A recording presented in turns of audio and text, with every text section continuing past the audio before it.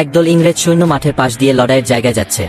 এমন সময় তাদের একজন হঠাৎ দেখতে পেল মাঠের কিনারায় একটা খুকি ঘুমাচ্ছে।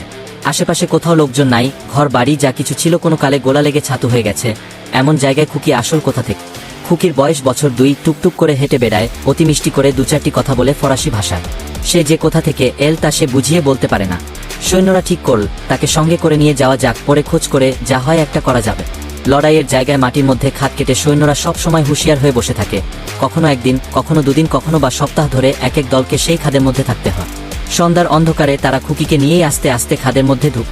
সামনে জার্মানদের খাদ পরিষ্কার দেখা যাচ্ছে, মাঝে মাঝে এদিক ওদিক গোলা ফাটার শব্দ হচ্ছে, কখনো বা দুটো একটা বন্দুকের গুলি শো করে মাথার উপর দিয়ে যাচ্ছে। কিন্তু খুকুমনির তাতে ভ্রুক্ষেপ না। সৈন্যরা তার জন্য খড় দিয়ে আর বালির বস্তা দিয়ে সুন্দর বিছানা করে দিয়েছে, তার মধ্যে সে নিশ্চিন্ত হয়ে ঘুমাচ্ছে। সকাল হতেই কামানের লড়াই আরম্ভ হল। প্রথমটা অল্প স্বল্পতার পরে ক্রমেই বেশ। খুকি তখন ঘুম থেকে উঠেছে। সে প্রথম দুমদাম শব্দে বোধহয় একটু ভয় পেয়েছিল, কিন্তু খানিকক্ষণ শুনে শুনে আপনা হতেই তার ভয় ভেঙে গেল। সে তখন খাদের মধ্যে ঘুরে ঘুরে সকলের সঙ্গে আলাপ করতে লাগল, তাদের বন্দুক দূরবীন অস্ত্রশস্ত্র দেখিয়ে এটা কি ওটা কি জিজ্ঞাসা করতে লাগল। তারপর একদিন যায়, দুদিন যায়, সৈন্যরা তখনও সেখান থেকে বদলি হয়নি। 3 দিনের দিন জার্মানরা খাদের উপর প্রকাণ্ড এক বোমা ফেল।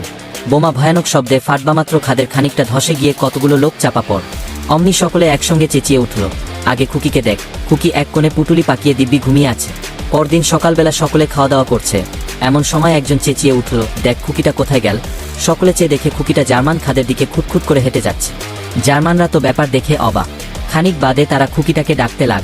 খুকিও তাদের খাদে গিয়ে অনেক চকলেট লজঞ্চুস আদায় করে ভারী খুশি হয়ে ফিরে এল। এমনি করে তারা 1 সপ্তাহ কাটাল। তারপর 2 বছর কেটে গেছে, সেই খুকির বাবা মার কোনো খবর পাওয়া যায়নি। সেই সৈন্যদলি এখনও তাকে খরচ দিয়ে খাইয়ে পরিয়ে মানুষ করছে।